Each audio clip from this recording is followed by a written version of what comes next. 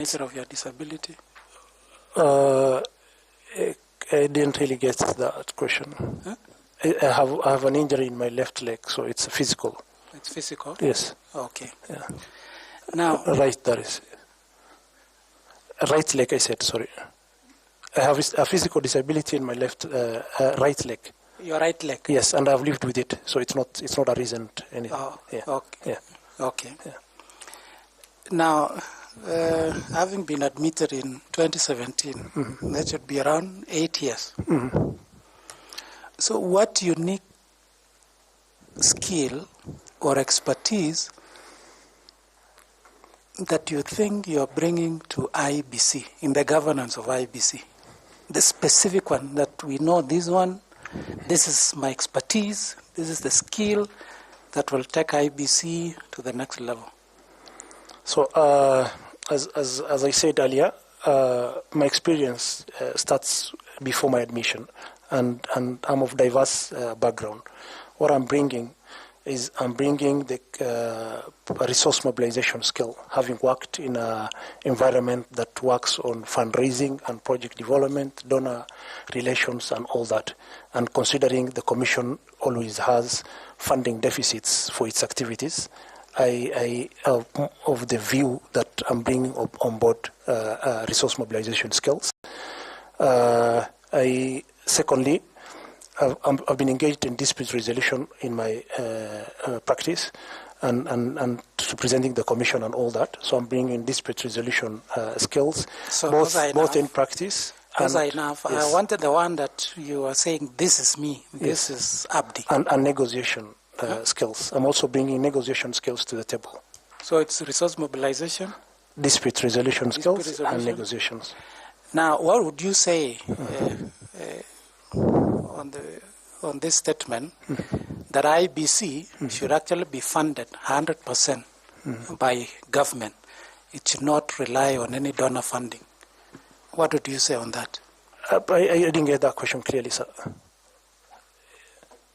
Saying, yes, there is this understanding or belief that the elections of this country should be funded by the government through national resources, rather than being funded by donors or external partners.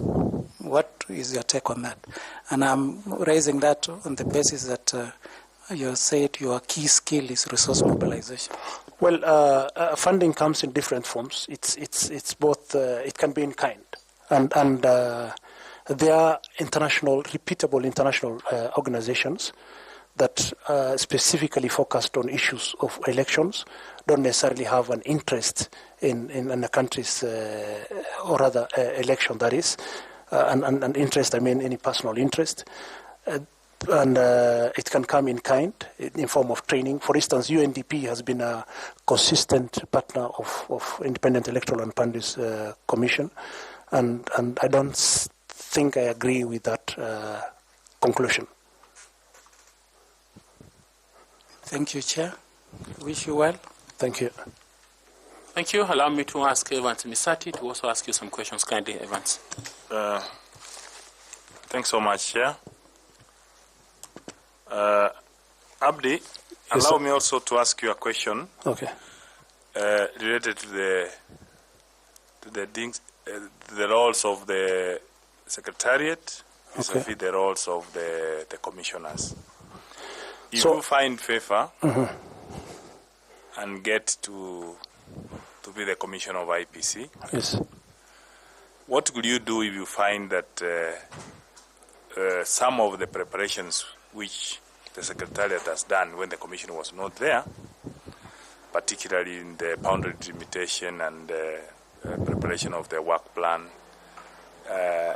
have factored in the role of the commissioners? What will you do as a member of the Commission?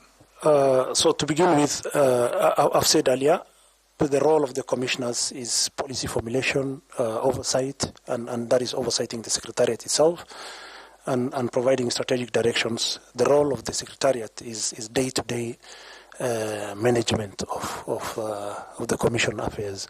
So if I find that I'm appointed and I find that there is some responsibilities or activities that were the exclusive role of the commissioners that were undertaken by the secretariat, then the reasonable thing to do and the legal thing to do will be to correct that, because it's something that affects the election process. So are you saying you'll discard everything and cancel everything and start afresh? Well, to the extent that, first of all, it's good to analyze the effect of that decision itself. What is the effect of that on the election process? Because the other stakeholders, and there is a reason as to why there is the constitutional requirement of the commissioners and the secretariat. So if it's something is the exclusive reserve of the commissioners, and it has been done by the secretariat, then definitely we have to correct it depending on the weight of that issue. Thanks so much. Now, going back to the mandate of the commission, yes. Why do you think is the mandate of the commissioners, or rather the IEBC as a body, to actually have a role in the code of conduct of the candidates and the parties? Why? Come again? I didn't get that question. Correct. The development of the code of conduct. Yes. For the candidates and the parties participating in elections.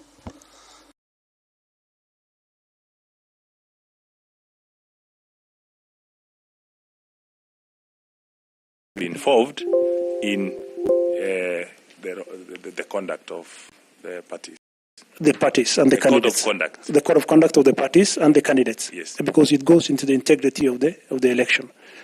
Then the commission has a responsibility, as per the Act and the Constitution, to regulate political parties and candidates.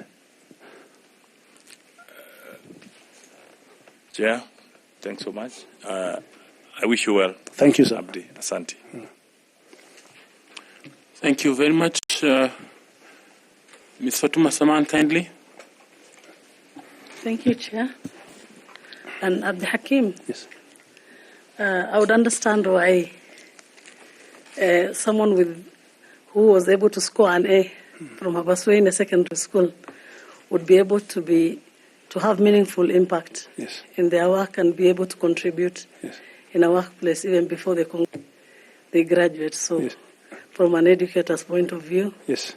it's exceptionality, yeah? Yeah, I appreciate that part. Yeah. You see, we are brought up to take up responsibilities at an early age. And when we come to this town, we don't really depend on any siblings, or you have to go, and even when you have a break and everything. So actually I have an interesting story. My first encounter with elections was when I was in my primary school, so that it doesn't become a surprise why I was working when I was in university. I was in class 7, and that is 202. There was recruitment of election officials. I had not even yet finished my primary schooling. So in my village, there was a shortage of electoral clerks for that election of 202. I was in class 7 then, and I participated in that election as a polling clerk. Of course, I faced frustrations in terms of my payments because I didn't even have an ID, but my presiding officer came to my rescue, and I was paid for the service that I've done. So I started that early. Thank you very much for that. And as a member, if you are successful and become a member of the IEBC, how would we ensure that the Commission tracks and responds to media reports on its work, and how would, while doing that, maintain impartiality and neutrality and professionalism in the process? So I think what I'll suggest, the way to track and respond to, you said media media reports. I think that will be, I'll set up a communication monitoring unit, so that can track whatever information that needs to be clarified by the Commission. If it relates to an issue of disinformation, then probably even go further and utilize technology. If you've ever had, this is something they're calling Facebook election war room that was utilized in EU elections and India to counter disinformation, because it's an entire industry of its own that undermines the credibility of elections. And I think that is what I'll do. Thank you. Thank you. Thank you, Chair. Nicodemus Bore, please come on and ask the candidate some questions. Thank you, Chairman. Maybe to start off, would you say you are a Gen Z? I don't think I'm a Gen Z, but I think I can be a link between the Gen Z and the yeah, because I've exited. I'm 36 now, but I can be a link and I can relate with the issues well. So you are which set? You are an alpha? Millennial. You are a millennial? Yes. Okay. So do you think the advertisement that IEBC selection panel gave favors a Gen Z or a millennial? Well, in terms of qualifications? Well, if you ask for my perspective, I think unless you do some, go the extra length, the way I have tried to supplement my experience. I think if you ask for my fair opinion, it's difficult for a Gen Z to fit into the requirements for a commissioner. Because it's not just about educational qualifications. It goes beyond that. And that is difficult. DJ Breaker, the mixing wizard. Having watched the IEBC commissioners before, and having looked at their job reference and the terms of reference, you think it's easy to acquire that experience, or you need to acquire it before you get to that work? Acquiring, I don't know if I got you correctly, acquiring the experience? You need to acquire some kind of experience before you are employed or Definitely, because it's a high-stake job, and considering the nature of it and the different stakeholders that are involved in that process, it requires somebody with at least some bit of exposure of work to fit into that commission. The reason why I'm asking this question is because the Madam Vice Chair had asked you about the consultancy. Yes. And from experience, I believe consultancy, you need also to acquire some experience. Yes. And would you, if given a chance, will you change the CV to read consultancy support so that you don't have to answer so many hard questions about consultancy?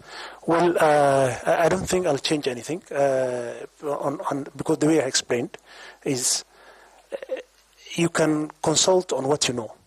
And by the time I finish my law degree, I think I'll be able enough to educate my people and explain to them a constitutional document that is, for an upcoming referendum. I think if my law degree does not enable me to explain that these are the issues people are voting on, these are the issues people are voting on, and create awareness on that, then I think it's of no value. I don't have to do Kenya School of Law. In fact, constitutional law is not even a subject in Kenya School of Law. Okay. Yeah. Please tell these panels members a situation where you had to make critical decisions that could have been influenced either by nepotism, favoritism, or improper motives, and how you were able to face that situation and handle it. So I think I said earlier that I worked in a fragile context. I was doing cross-border programs for an NGO. And in the course of duty of my work, I encountered multiple issues that I'll say were critical and it required critical decision-making. One such instance is, without going to the nitty-gritty of it, is a situation where some of our staff were actually abducted. By militias. And we had to maneuver and use the elder system, because if it would have come to the attention of the abductors that these were NGO staff, then it would have actually risked their life, because NGOs are not supposed to operate in that platform or other area. Another issue I'll say, that required continuous critical decision making is we were involved in a cash program, and what that brings is it brings multiple interests from different parties, be it government agencies or individuals who are working in government. We were giving money to people who are in internally displaced camps. So what that entails is there are people who are called gatekeepers of those IDPs, and we had to make the difficult decisions of maneuvering such an issue. Thank you very much, and all the best. Thank you, sir. Thank you. I want to ask Prof to ask you some questions kindly. Prof. Thank you, Chair. And just like in your case with the first candidate, let me first declare that Abdi Hakim was my classmate when I did law in Gumbaru. So I was a student with millennials. I was already teaching at the university, but I was also a student. So every time my colleagues came, they would ask me, "What are you doing here?" I attended all the classes, didn't I? Yeah, you did. So his pupillage and his admission coincides with mine.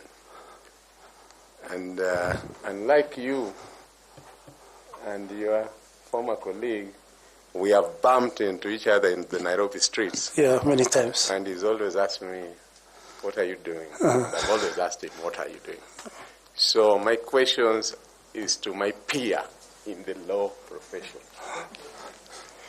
So Abdi Hakim, I want to follow up. Yeah, Prof.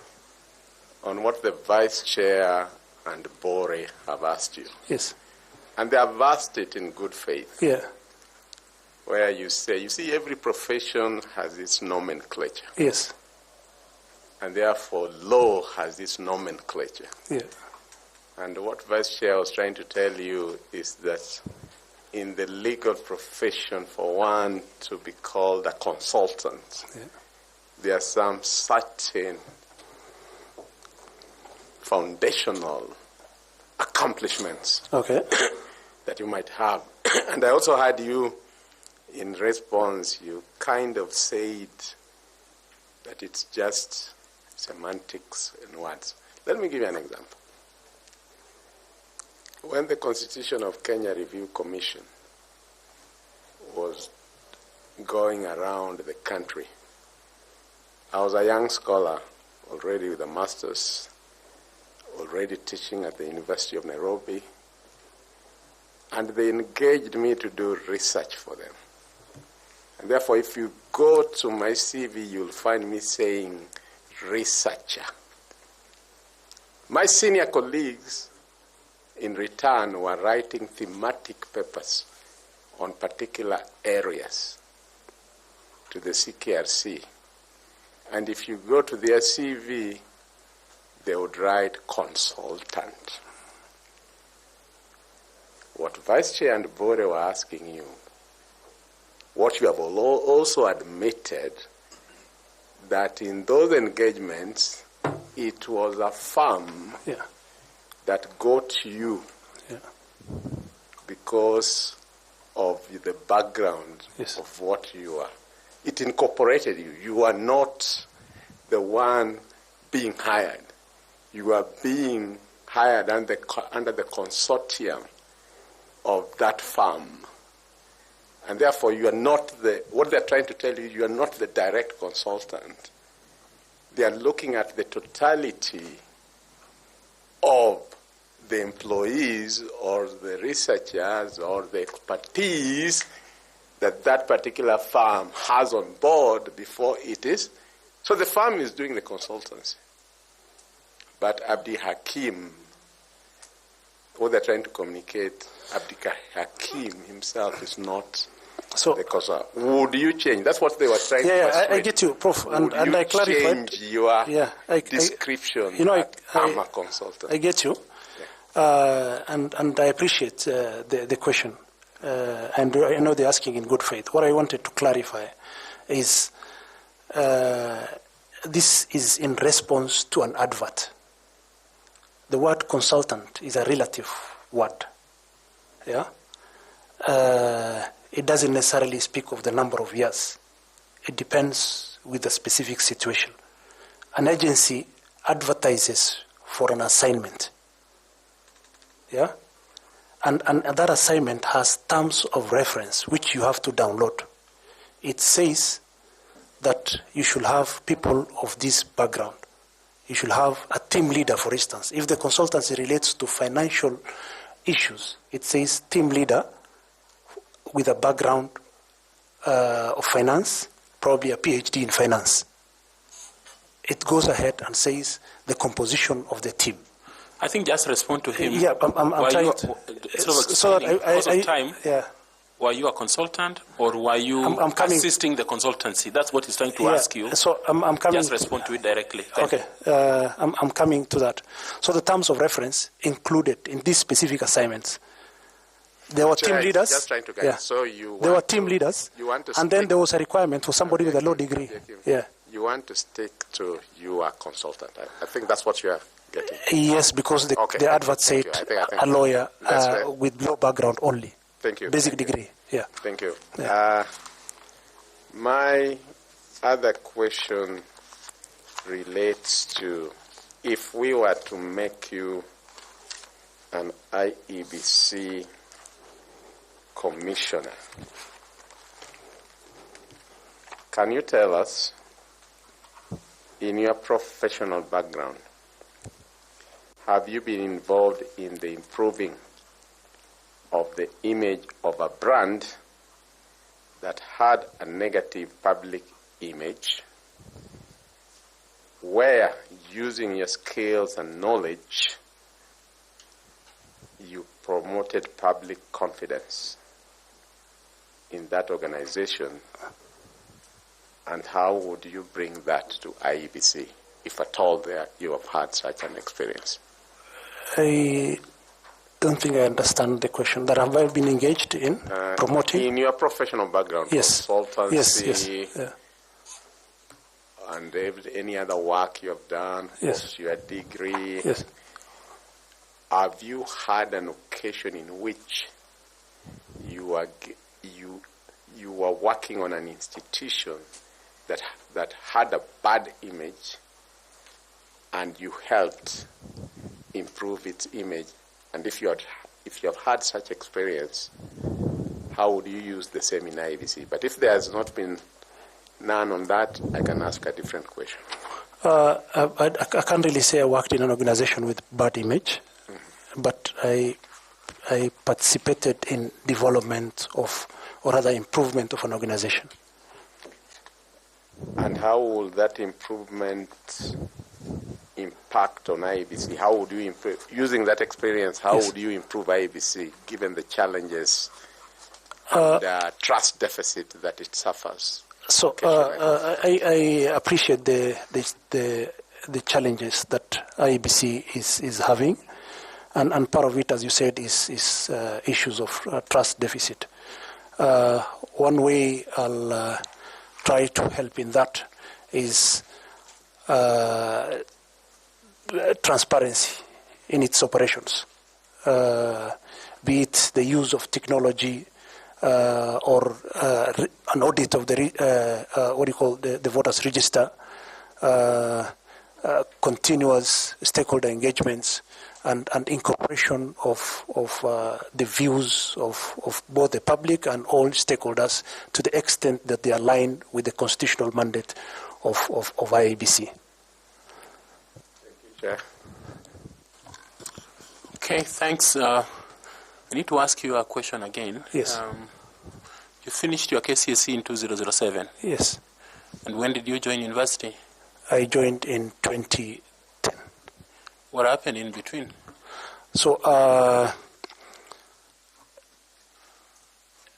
was admitted to the University of Nairobi. First of all, so that I get to explain that I took a 1 year, I deferred for 1 year. And because I didn't have, I insisted my preference was medicine. So I consistently applied, and probably I was misguided, but I consistently, I was given actually suggestions outside the University of Nairobi, but I insisted on doing medicine at the University of Nairobi. And I could not get it. So when I could not get it, I was told to choose another program. And by then, it was too late. Okay, that's fine. Yes. Prof, your last questions? Chair, as I ask my question, let me say that when I was there, classmates, they were Gen Zs then. But they never salimiated me, so it means I was in their good book. Now, the youth are now a sensation. And in Senegal, last year, they elected a president who is a youth. Do you know his name? Yeah, it's called, I don't know how it's pronounced, but Basiro Faye or something. And my last question, what is the name of the acting Chief Executive Officer of the National Youth Council? And I can give you a leakage. She was our classmate. Yeah, I know. Her name is Gloria. That was our classmate. Thank you. Thank you.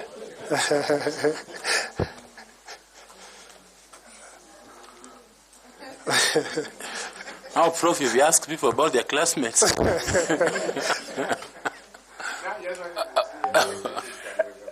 Okay. It's been nice listening to you, Abdi Hakim, and I appreciated the time we have shared together. Yeah. I want to allow you to ask a question or make a comment so that we can release you kindly. I don't really have a question. Mine is to take this opportunity to thank this commission, or rather selection panel, the chair and all honorable panelists for the opportunity that you have granted me to appear before you and actually being shortlisted. I don't take that for granted. We rarely get such an opportunity, and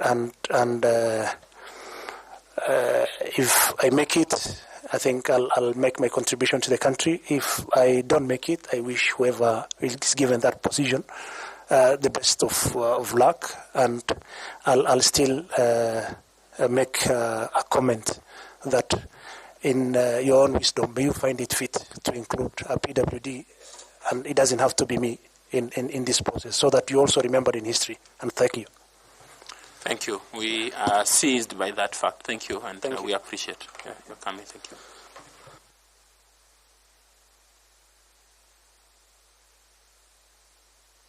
Please remember to pick your certificates. You can now proceed. You get them at the door. Thank you.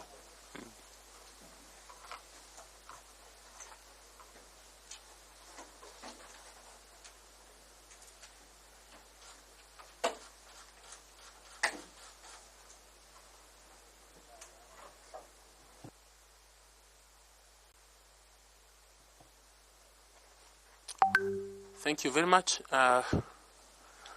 Members, can I ask that we take the next candidate straight so that we can redeem some time? Okay, please, can you bring the next candidate?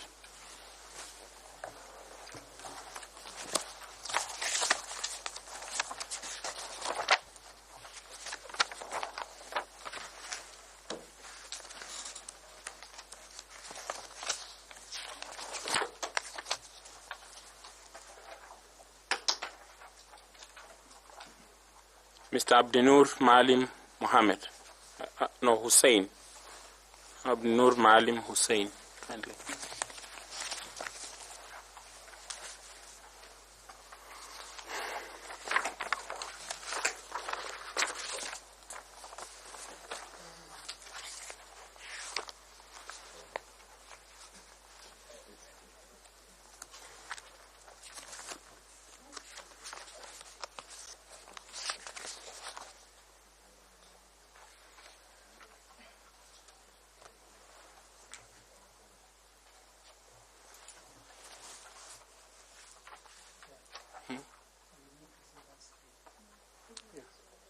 This one died off. Susan, we've gone for him? For Abdinur?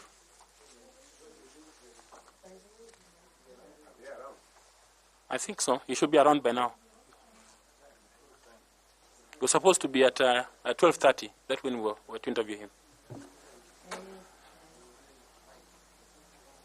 Abdinur.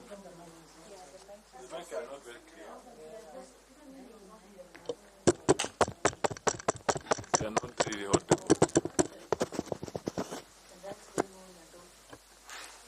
Are you hearing us clearly? Mnatupata? Okay.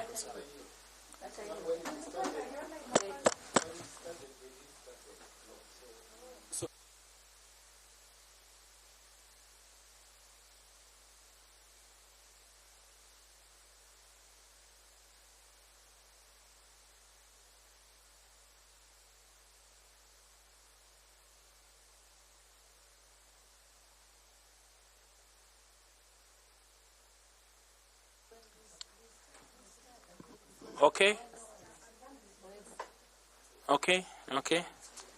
Abdinur, karibu ndugu. Please, keti tafadhali. Karibu kwenye jopo hili. Kazi yetu ni kuwa na maongezi pamoja nawe, kukujua na kujua ni kwa nini umetuma maombi kwa commissioner wa IEBC. And so we'd like to ask you at some point to introduce yourself, but let me begin by introducing myself and my colleagues here. Feel free. It's an open interaction, and you have a notebook before you and a pen, so you can use those. My name is Nelson Makanda. I'm the chair of this, and I want to turn to the vice chair to introduce herself. Thank you, vice chair. Good afternoon, sir. My name is Linda Kiome. Welcome to this interview session. Thank you. Abdinur, habari ya adhuhuri. Naitwa Bwana Andrew Tanui, mwanachama wa jopo hili la uteuzi, na karibu. Good afternoon. My name is Caroline Kituku, a member of the panel. Good afternoon, Abdinur. My name is Adam Solo, a member of the selection panel. Good afternoon, Abdinur. My name is Nicodemus Bore, a member of the panel. Assalamu alaikum.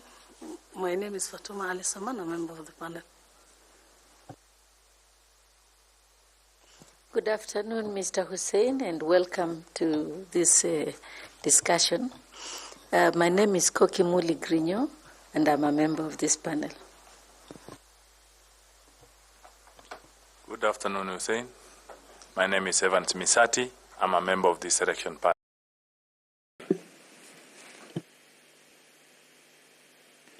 So thank you very much, members, for introducing yourselves. We want to ask you to introduce yourself to us, a brief profile of yourself, and why you think that you are suitable for this position. Kindly take like about 4 or so minutes to do this. Thank you. Thank you, Chair, and the members of the panel. My name is Abdinur Maalim Hussein. I am a Kenyan born 53 years ago in the wild waters of Mandera's South constituency of Mandera County.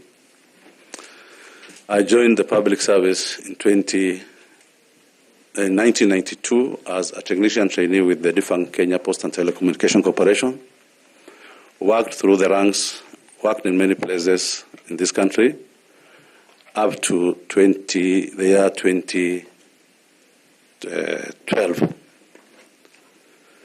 where I transitioned upon the inception of devolution and to county government to be the inaugural chair of the County Public Service Board, a position I served for 5.5 years. There came another calling. I transitioned to be the county secretary, a privileged position of the county, for another 4 years. Currently, I am a CEO of a small petroleum company called Vitalec International Limited, here in Nairobi, based here in Nairobi. Basically, why I feel I am qualified for this position is because I had a very prosperous career life of public service.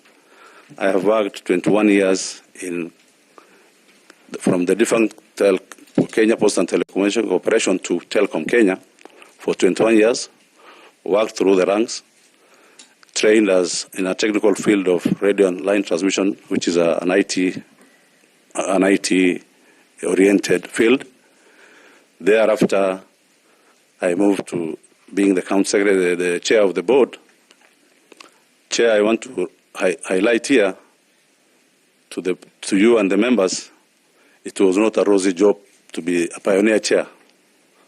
Here, I came to a county that is already marginalized. The people of Mandera expected a lot of expectation from the devolution as the beauty of the promulgated 2010 Constitution. The staffing turnout we met was only 153. The demand against the demand of 6 already functioning sub-counties. Chair, through my leadership and a team of 6 members of the board, constitutionally formed as a result of the County Government Act of 2012, function highlighted in Section 58 of that Act. I worked diligently, professionally, with very high integrity, and ensured against all the odds of tribalism, nepotism, interferences, expectation of the people, various communities, others marginalized, others calling themselves others, and managed with the help of the committee members to recruit close to 2,400 staff by the time I was exiting that portfolio of the chair. So here I learned from the technical expertise that I attained in the 21 years of training and various other modules within telecommunication. Here I learned what is transformative leadership. I learned purely leadership through indulgence. I also had indulgence of Kenya School of Government, where I attended SMC, Senior Management Course, SLDP, to enhance my capacity, and that one helped me trigger that board to integrity to a point where we left a staffing turnout of 2,400. As the county secretary, chair, the county secretary is a fulcrum of the county government. You are the head of public service at the county level. They usually say, to whom much is given, much is expected. So the Constitution, through County Government Act, Section 44, gives the function of a county secretary. I was the secretary to the cabinet, the county cabinet. I used to disseminate information in time. I used to have enough stakeholder engagement, public participation on CIDP and many other modules in the county. There, I served 4 years, up to when the day I left. The last job I did was to hand over, to transition the governor from the existing governor to the new governor. Here, I was the chair by law of assumption of office of the Governance Committee, which we did along with other people stipulated in law, made an official handover, one copy to the Assembly, one to the Governor's office, and exited in a very professional way.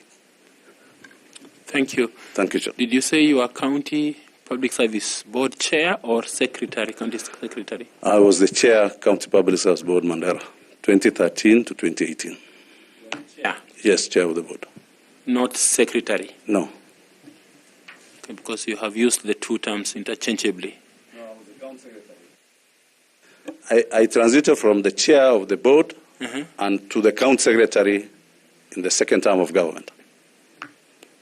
Okay. From 2018 to 2022, I was the County Secretary.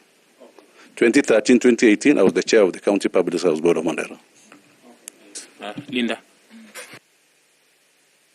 Thank you, Chairman.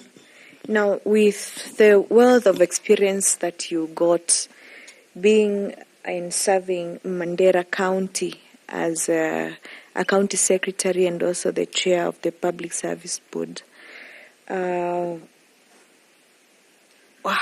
give this panel an experience where your leadership was tried and tested during that period of time.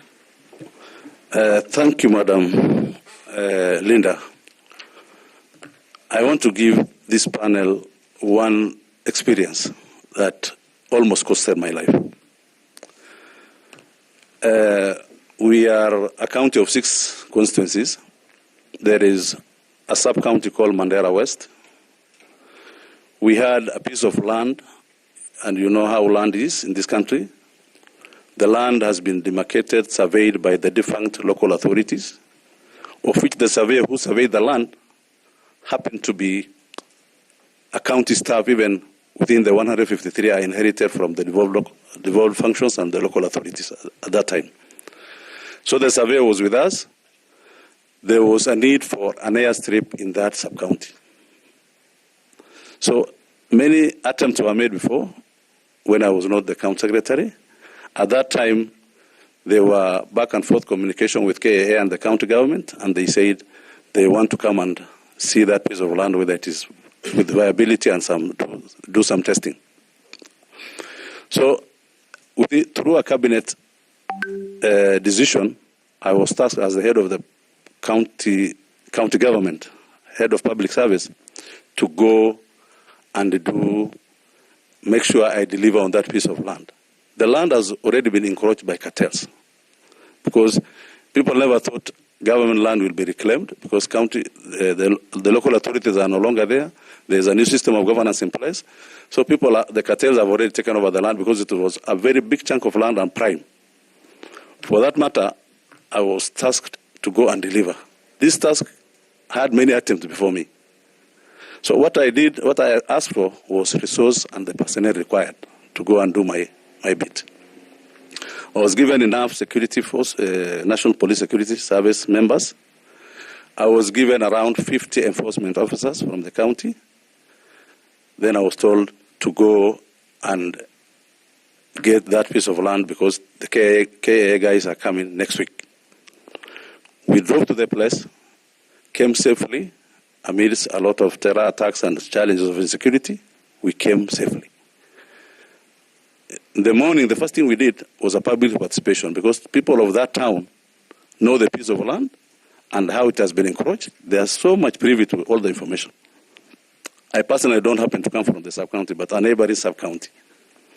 So when I came, through the public participation, people of Dakaba said they want that service there and then. And they said this piece of land belongs to the government. We did all the public participation necessities. We took pictures of the speakers.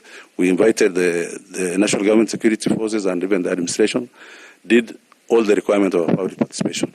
Took a checklist, took an attendance sheet, everything. In the morning, when we wanted to do the job, already these cartels, some of them are here in Nairobi. Their colleagues already communicated to them. They drove overnight through Moyale route, came overnight. In the morning, the first thing we did was to hire a tractor Ours was to demarcate the piece of land using the shovel of the tractor, a sort of a creation of a road. So what happened?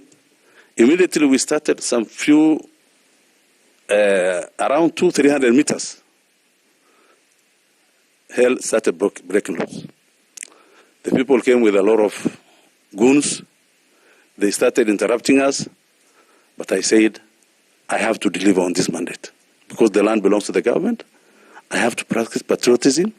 The issue of grabbing government land should not be something within my watch. I made sure I don't budge to the plea of the people. To a level, some enforcement officers who come from the sub-county, the same sub-county, decided to side the cartels because they happen to be relatives. At this level, the information went all the way to the governor in Mandera. The governor spoke to me. He told me, your life is at risk, Abdinur. Please, think twice and see how you should stop that exercise, infertility. I told him, okay, Governor, I'm going to try my best, but I'll give you our final interaction with this exercise at the end of the day. I continued.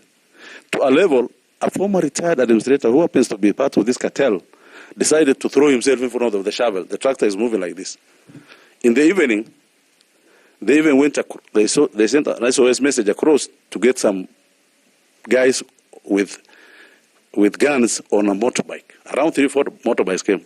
I have some information through the community because I happen to speak the same language with them.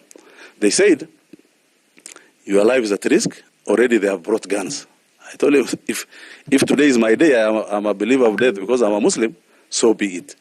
So we were moving behind the tractor with the 2 Land Cruisers full of security on our sides, the enforcement officers and some security at the back, up to when, almost around 6 p.m., we finished demarcating the entire piece of land. I gave the feedback to the governor at night. They were even looking for me at night. I decided to do 1 or 2 things and hibernated, spent. In the morning I came, wrote an OB. Allow me to cut you short, just in the interest of time. Okay. Were you successful? I was successful, Ms. Linda, and today, courtesy of my actions and my risk-taking attitude, Mandera West Sub-County has a beautiful airstrip than even Mandera, which is within a military camp, and they enjoy the facility to date. Thank you. Thank you, Chair. Thank you. Caro, Kituku, kindly ask the candidate some questions. Thank you, Chairman, and welcome once more, Mr. Hussein. In the Kenya electoral system and the laws have been described by some people as being too restrictive towards the IEBC realization of its mandate. Do you agree? The laws in Kenya, the electoral laws in Kenya, they've been described as being too restrictive. There's over-registration, it's too restrictive. Do you agree with such a statement? I don't agree. Tell us why you don't agree. The reason why I don't agree, these legislative pieces, when they were being drafted, I'm sure the relevant stakeholders were invited. So legislations are made for man. When I say man, I believe the ladies here are also inclusive. So these legislations came through all the process of public participation, stakeholder engagement, everything, up to parliament, where pieces are discussed, some pieces are removed, some information is added. So I believe it is a whole composite kind of piece that should be favorable to all Kenyans. All right, I hear you. So tell us about the electoral laws particularly, and why are they necessary? Thank you, Madam Caroline. Electoral laws are there to guide us so that we have a peaceful coexistence with ourselves and with the community, within the community and with the environment. The electoral laws emanated from the 2010 Constitution of Kenya. among the laws that were first enacted was the Election Act of 2011, the Iebc Act of 2011. Amongst the ones I remember, I'm not a lawyer, but I can remember some.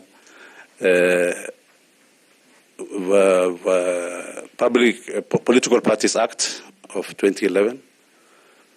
We have Public Finance Management Act of 2012, and also some like this. We also have this Supreme Court advisory, like that one of number 7 of 2011. Okay. Having mentioned the laws and having said that they are useful and they serve a particular need in a democratic society, what is then the gap that exists? And if you're successful and become a member of the IBC, how do you intend to address that gap, if at all there is any gap? Thank you, Madam Caroline. I think the gap, in my understanding, there are legislative gaps, legislative bottlenecks. In this, I mean, we understand our legislature, how it works. When laws are taken through the legislative process of Parliament, of course, there are those ones which might not favor the parliamentarians of the day. So here comes challenges because they seem not to be happy with whatever. So maybe you can help us by starting to identify legislative gaps. We have funding gaps. Basically, funding gaps. Those are the two major challenges I can mention for now. For issue of legislative gaps, how we can overcome or address is to have some cordial consultative forum between IEBC as a commission and the legislature, because we are a stakeholder of the other and we need each other. It's just like the two hands. In this, we can do some lobbying through that consultative process, so that everybody sees this piece of legislature is an in for both parties. On financing gaps, finance is not enough for all the institutions in the country.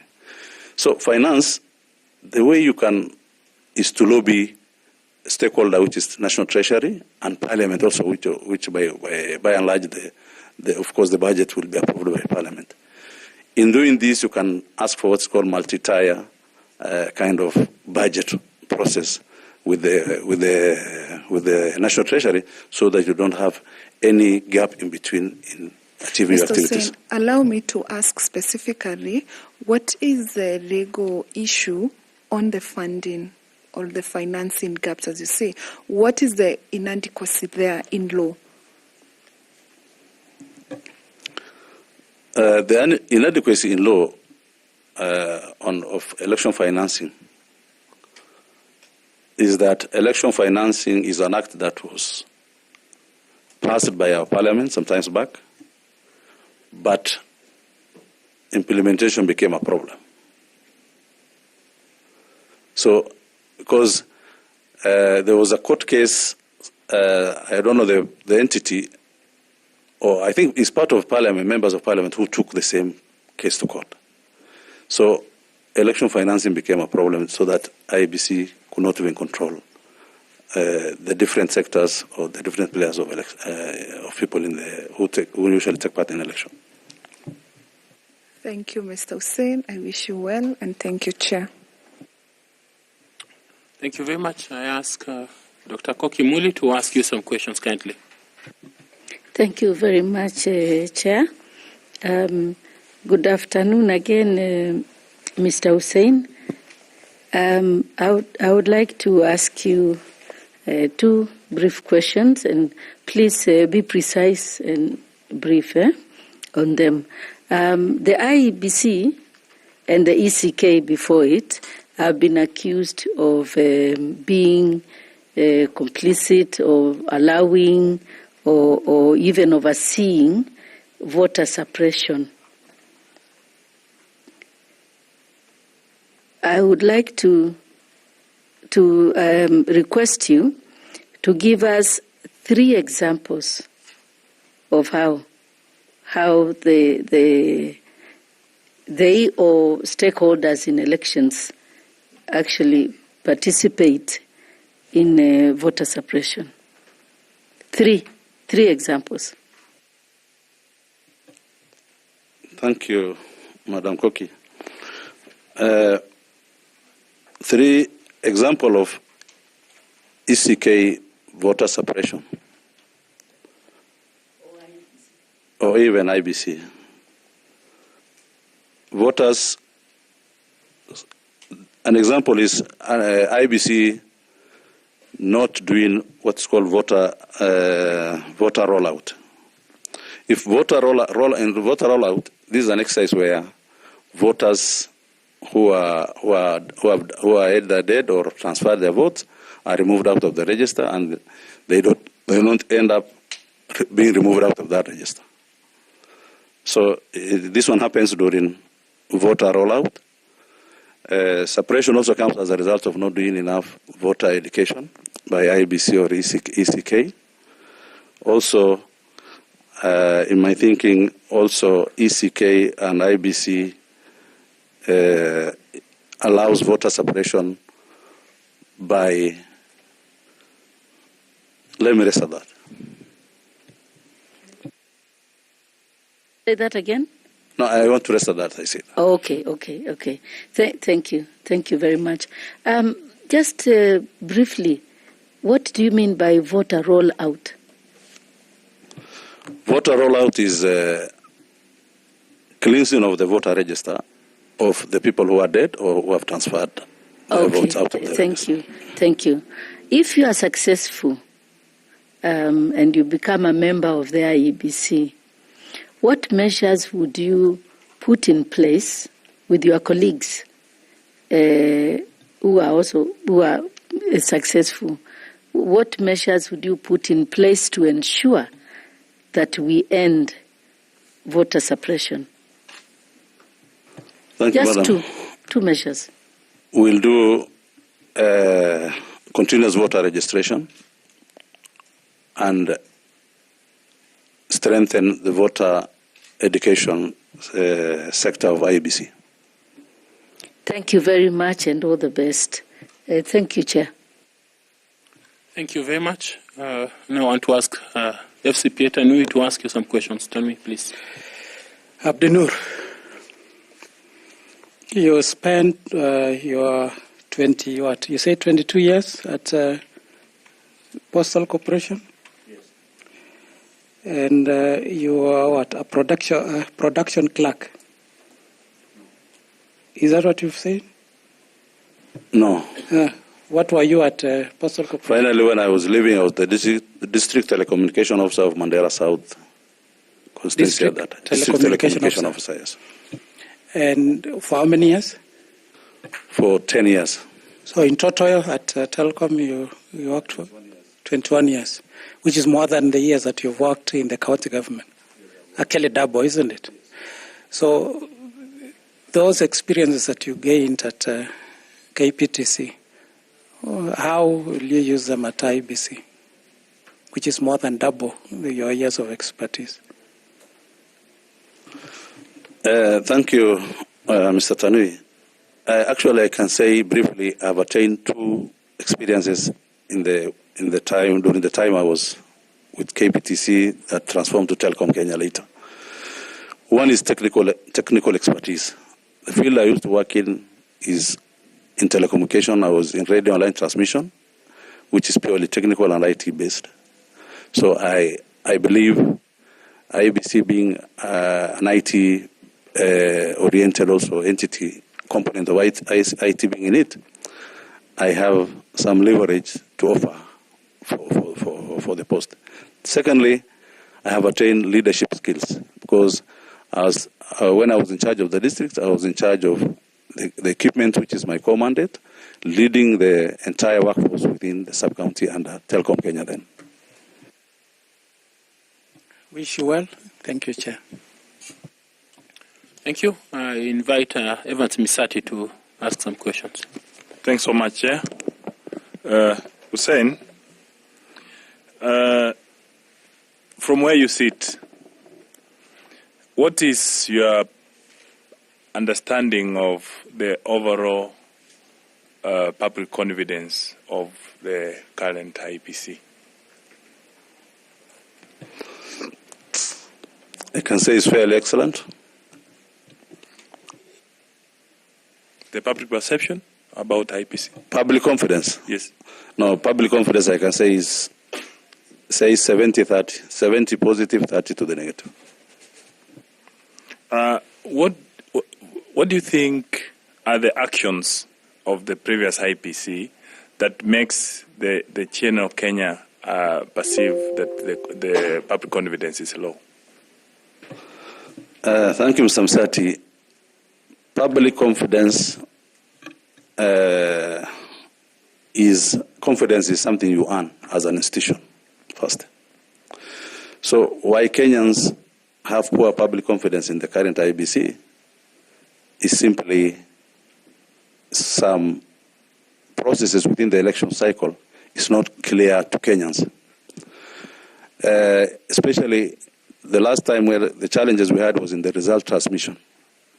So the ICT gadgets used by IEBC might be good, but to the public ear, the information is not with public. Number two, why public confidence is poor is because IEBC, for example, there was a poor voter registration exercise throughout the year, which is supposed to be a continuous process. So the registration and the voter education, all these activities were poorly done. Three, there was no proper engagement, stakeholder engagement of IEBC activities with the public. So the public and the IEBC as a commission are not in tandem in terms of the activities they are doing because stakeholder engagement was weak. Thank you. So if you are given an opportunity and you are a member of the commission of IEBC, what will you do to improve that public confidence, particularly in line with communication? One, I will really indulge in proper, we will strengthen along with the team proper communication protocol of the organization. Have a standard code of conduct in place. Have regular stakeholder engagement. I think in so doing will improve the public confidence at that time. Thanks so much, Chair. I wish you well. You gave some percentages on public confidence. Yes. You said 70-30. What was 70 and what was 30? 30 on the positive that the public confidence is fairly good. 70 on the scale of people are having positive feedback of IEBC, and 30 to be on the negative. That's what I meant. So the public confidence is at 70? Is at 70, yes. Okay. Let me ask Fatuma Saman, kindly ask some questions. Thank you, Chairman. Mr. Abdenur, some of the principles of stakeholder engagement are consistency and responsiveness. So if you get a chance to become a member of the IEBC, how would you entrench these principles in the stakeholder activities that you're going to carry out?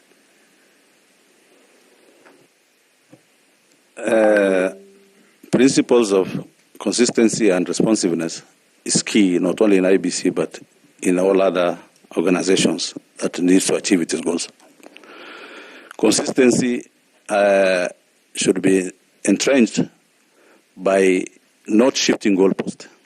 If you say voter education we are going to do in for example, town X on this and this date, we should not just change so that people become, there's a quagmire of communication in between. So you should be, consistency should be in all the steps of IEBC activities, post, pre, and during elections. And all those steps, consistency has to be in place.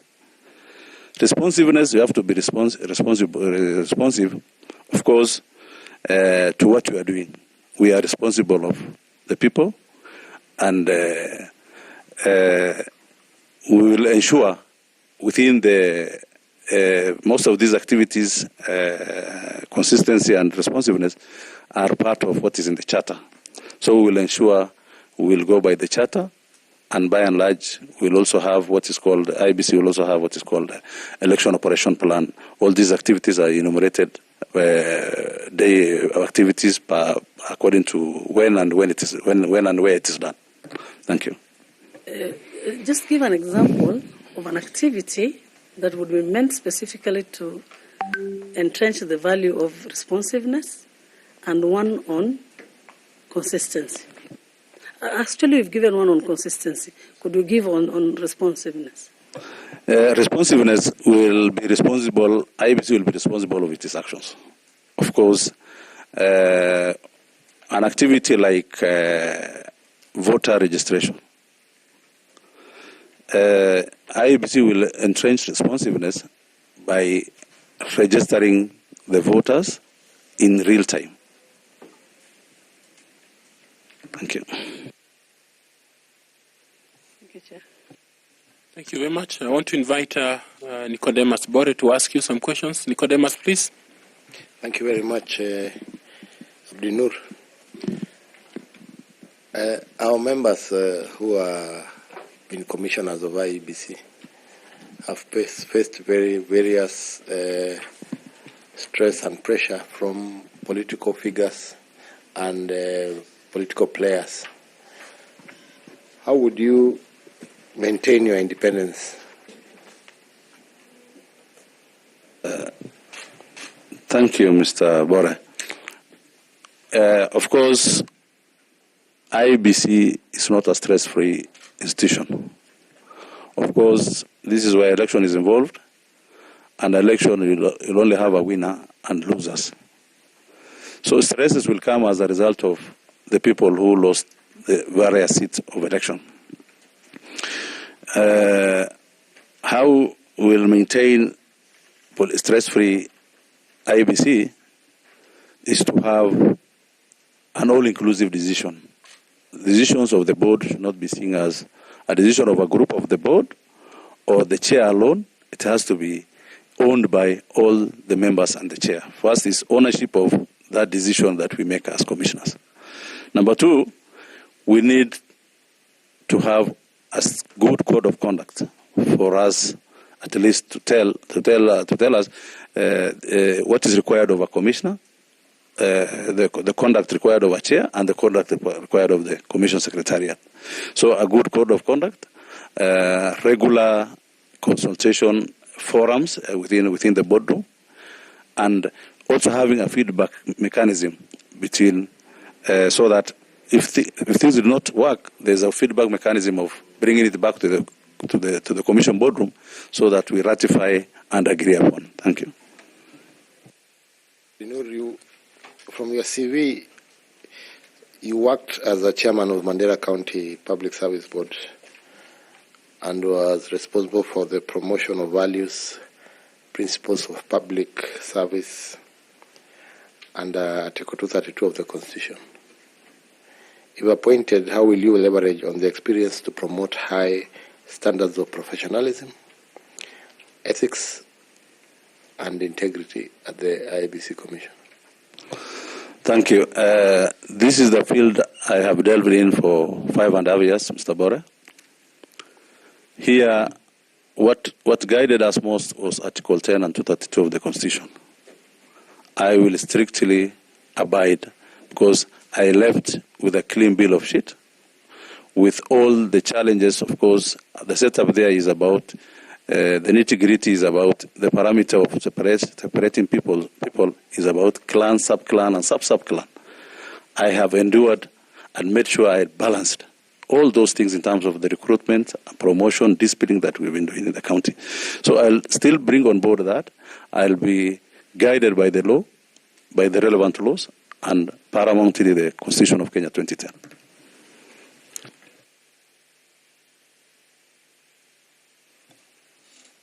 Okay. Okay, let me just ask you one or two questions before I ask Prof to come. As a county secretary in Mandera, what were your main roles other than what you have mentioned, values, integrity? Chair, the county secretary is the backbone of all the county activities in the county. Head of public service, secretary to the county cabinet, disseminating the cabinet information to the relevant department in the county, which are 10. Stakeholder engagement of various county activities. Entry person as in terms of correspondence communication in and out of the county with all the relevant bodies, including the national government. Those are among my major. So you are the de facto supervisor of the government? Correct. In 2019-2020 financial year, you received a qualified audit from the Auditor General. And quite a number of things were raised, including unsubstantiated expenditures for many things, including insurance. It's a long statement, and you must have seen it. What would you attribute that to, the qualified audit report?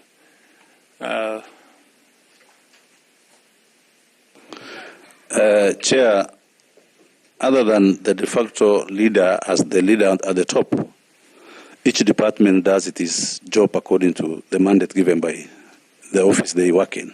Mm-hmm. These are the department that deals with issues of money is finance and procurement.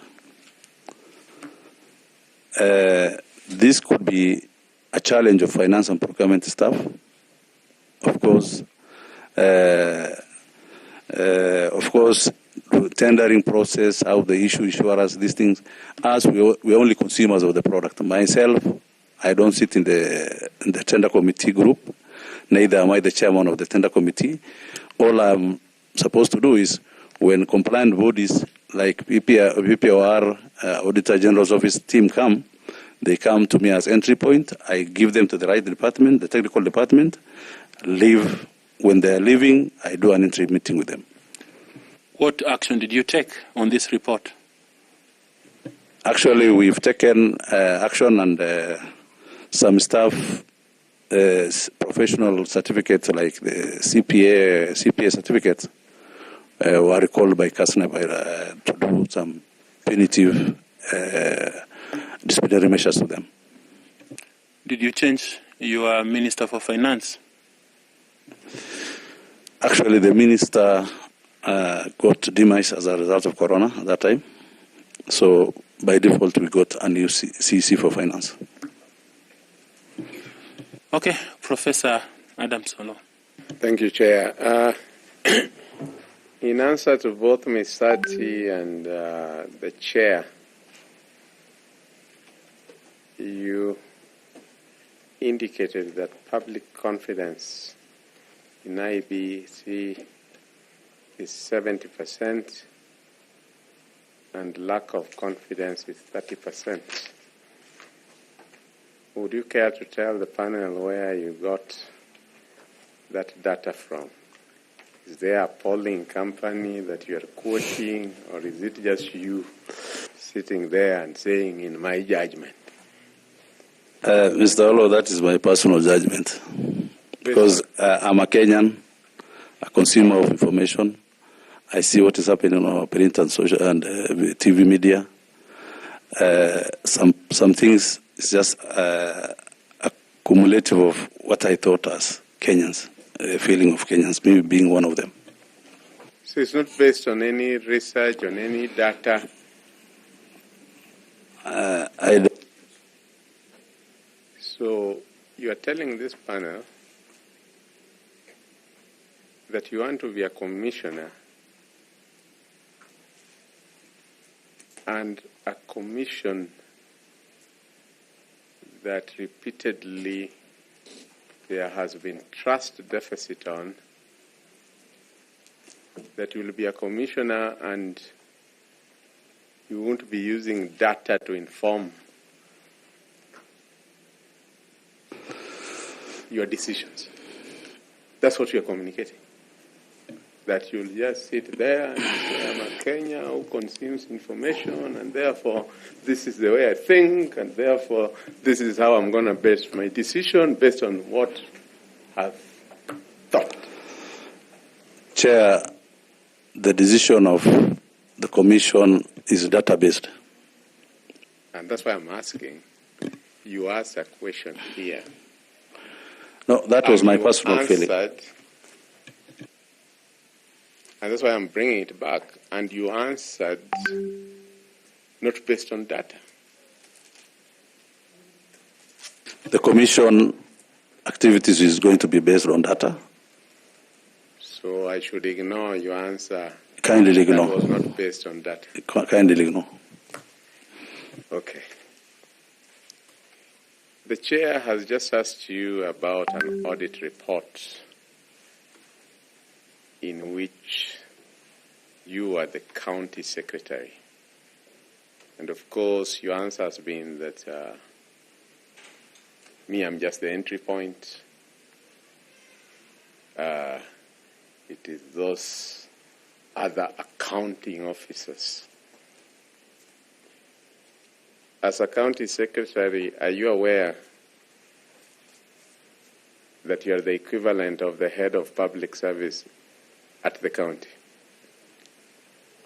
From where you sit, is it responsible for the head of the service to just answer casually that let the other accounting officers who get directives from me, that's their responsibility? Would you, for example, when you are a commissioner and there's something that has happened in Iebc, and you say, oh, go and ask that directorate. They are the ones who are dealing with that issue. Go and ask that directorate. Mimi, I'm here at the policy level. Thank you, Mr. Olo. Qualified opinion, when a county gets qualified opinion, they are usually invited to the Senate. The Senate does its constitutional bit, grills the officers, the same officers in that department, talk to the professional body that has given them the professional certificates, like most of them are in CPAK holders, and the action is usually taken by the constitutional body on how to recall back that professional certificate from that individual. So majorly ours is, once a qualified opinion is given by the Auditor General's report, it is the Senate to take the next punitive legislative bit. Very true. But as the county secretary, a qualified report has already been given.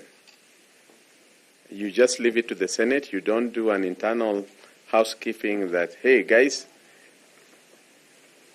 can you explain to me how we have ended up with a qualified report even before we go to the Senate? You don't have that kind of review just for your own internal human resource management. Chair, some activities in the county, much as the county secretary is the head of public service, every department has got its own HR committee members, headed by the chief officer of that department.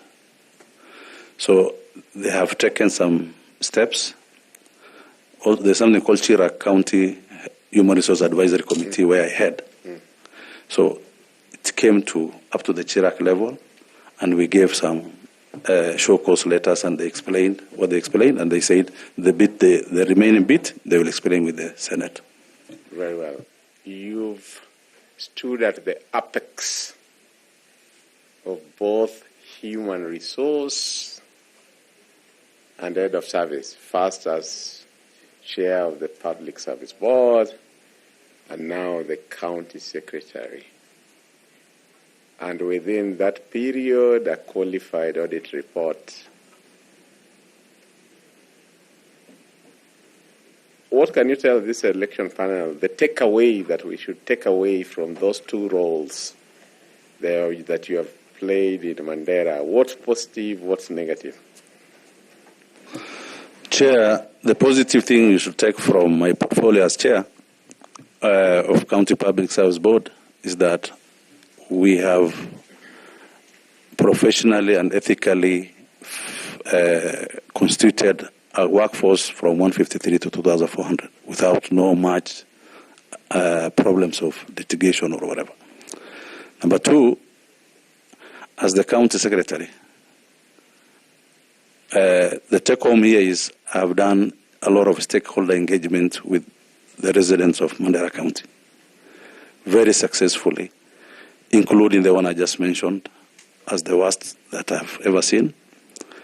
And the take-home here is I have technical skills a bit from the defunct KPTC job I did for 21 years, leadership that I garnered through experiential learning and even through the leadership institutions like KSG where I've done SLDP and SMC, coupled, guided by the Constitution and the relevant acts, I have delivered for that county to the best of my ability, and the same I want to replicate if I'm given the position. Thank you. Thank you, Chair. And the negative lessons you draw from that season, as he asked those two questions. The negative lesson is that meeting expectation, human expectation is difficult, especially meeting a Somali expectation, for that matter. So meeting expectation of our people was very difficult, and also interferences by politicians, both the executive and the county assembly being stakeholders of the government, was a big challenge. Thank you. Okay. Do you want to withdraw the profiling statement on the Somali people? Thank you, Mr. Chair. I made it in good note, and I would urge to withdraw. Just a follow-up question. I hadn't looked at his certificates when I was asking him a question. You told us you left KPTC at what level in 2012? District Telecommunication Officer. But I've just looked at your certificates. You left as a intervention senior technician. Yes. Is what the letter from Telcom says. Yes. I want to explain. Yes. The intervention senior technician is my trained portfolio, but responsibility I was holding at the district level was a district telecommunication officer in charge of other departments also. So why didn't Telcom put it in that position, the responsibility you're holding? Actually, they looked, that is a responsibility, and the Telcom of 2012 and today, they were looking for the files. They even said, these files are in the archives, but in the system they are seeing that the positions I have trained on and a senior technician intervention. That's why she wrote that certificate of service like that. Thank you, Chair. Okay, you have some few questions from Professor Adam Solo. Yes, Thank you. You are a veteran of devolution. Who was the first executive director of the Transition Authority? I think Mr. Kinudi Mbugwa. Mbugwa, yes. What is the capital city of Gabon? Libreville. Thank you. Thank you very much for your time. We want to thank you that you took interest in this position. You have taken interest to come for this interview process. We want to thank you for your time and just open it up for you. Whether you have any question or comment to make, you're welcome kindly. Thank you, Chair. First of all, I want to thank the Chair and the panel for inviting me. Two, I believe I have what it takes for this position. I have some technical expertise, leadership skills, strategy, and formulated many strategies. Have made oversight over the entire county workforce, and